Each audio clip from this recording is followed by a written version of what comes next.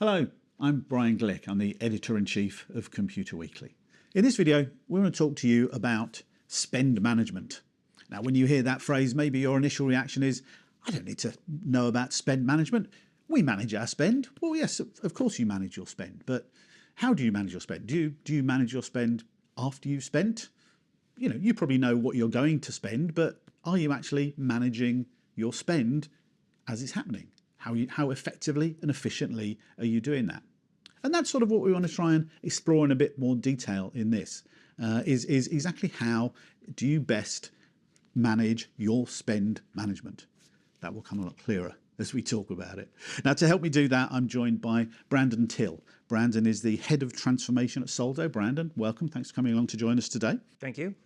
Let's try and define what the problem is here, Brandon. There's this phrase which people use a lot now, spend management. But in everyday speak in any business, everybody's going to talk about how they're managing their spend. Tell us really what we mean about the problem that we're looking to solve here. Yeah, it's true. Every business, they've already got an approach for how they manage spending. They're doing this today in one way or another.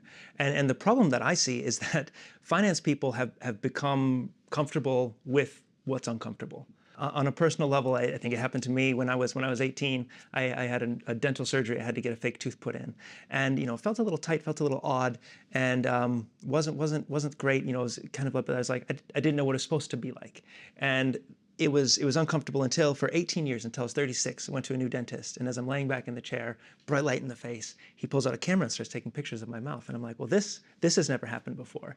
And he tells me he's a teacher at the dental school, and that this tooth has been a strange one that he's never quite seen before, and he offered to replace it, and we went through a procedure. He put in a new one, and then I realized that for 18 years I'd had this really misfitting tooth stuck in my mouth, and it had been tight and uncomfortable, but I'd used to living with it. I didn't know anything different. And that's really the problem with spend management. We get used to how we're dealing with the process. We get used to our approach, and we think this is normal because we don't know anything different. But in reality, especially with the decentralized spend of handling employee expenses and this business spending that doesn't fit through the procurement processes, it tends to be slow and it's messy and it's retroactive of collecting receipts and what did we spend, and closing end of the month is a big headache. And it's this pain that finance has just gotten used to dealing with, and they don't realize that there's new approaches, there are better ways to automate this away, to ease up, to make it a more comfortable day-to-day life for people. You'll forgive me if I say now, let's explore a little more how to take a bite out of that problem.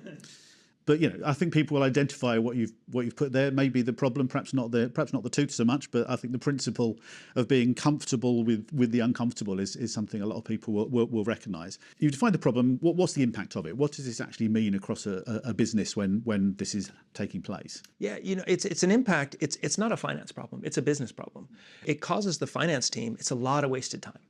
They're worrying about these piddly little things when they could be doing probably some more strategic or important work. And that's the chasing receipts.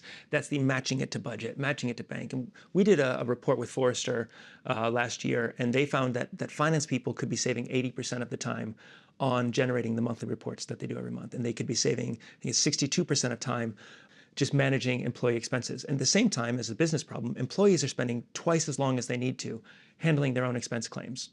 So that's part of it. The other thing would be the employees paying out of pocket.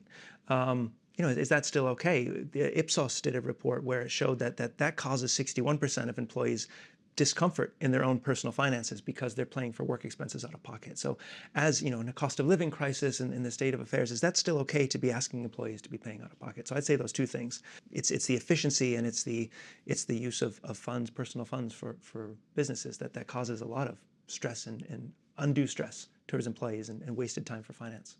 I mean, as a manager who has to do a monthly report, I would absolutely jump at the opportunity to save 80% of the time that gets taken doing something like that. And I'm sure a lot of people would as well. So how do I go about doing this? Well, how does an organization achieve that sort of scale of time saving and efficiency saving? Yeah, I think it's a good point you bring up. It's that for most people, you have to do this as part of your day-to-day work, but you don't have a KPI towards filling out your expense reports.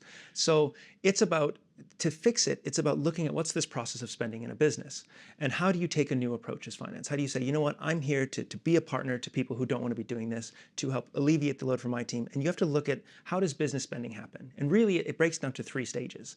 You make the payment. That's sort of the middle stage. Before that, there's this rule of governance. So you have rules you put in place whether it's access to money, what approval processes do you go through, what can you spend on certain things, and the rules and the governance you put in place before you make the payment, which is step 2, and then you make the payment to buy something that you need for work or to do your job. And the last is the review, that collecting the receipt, enriching the data, reconciling it, matching it. So those 3 stages: government, payment, review, and looking at then across those stages, where's your approach falling short, and where can your approach be improved, and that's your approach to spend management.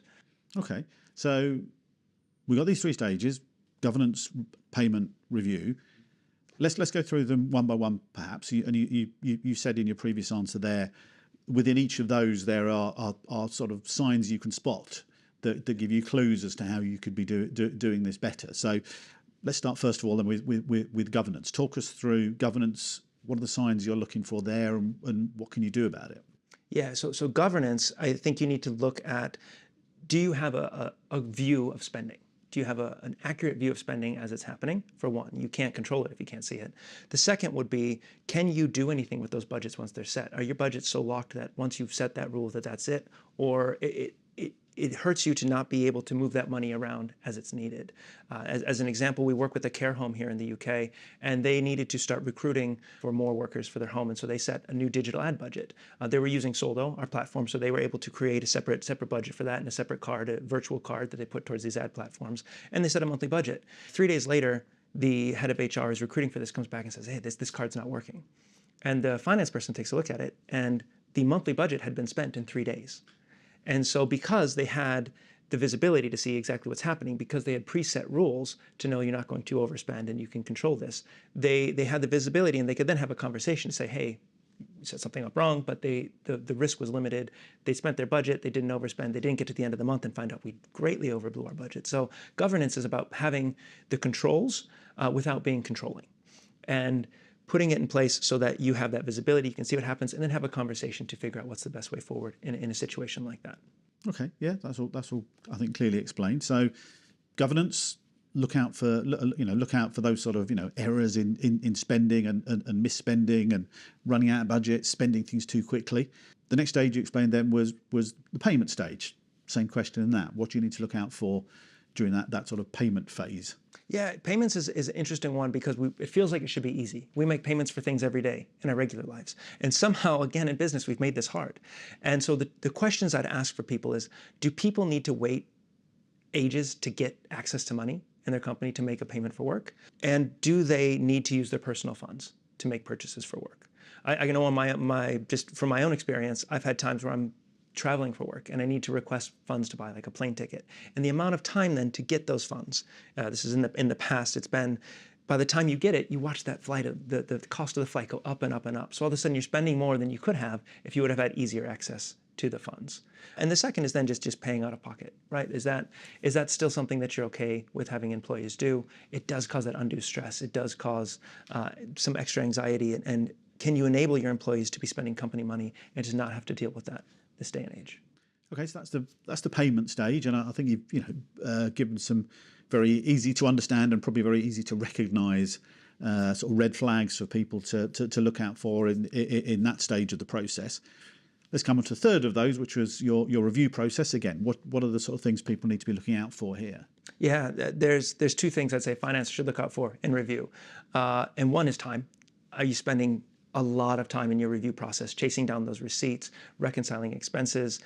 So is it an inappropriate amount of admin that you're spending there, and could that be a way you really free up time for your team and for the business? 2 is just duplicate expenses. Do you suspect maybe you have duplicate expenses coming through, whether that's a number of companies have multiple subscriptions to the same software they could consolidate, or software they've subscribed to that they're no longer using, and to have a clear view of that so you know where you can help to cut. So giving yourself better review processes, mainly it just saves a lot of time for finance teams, for employees, and helps free people up to do more important work for the business.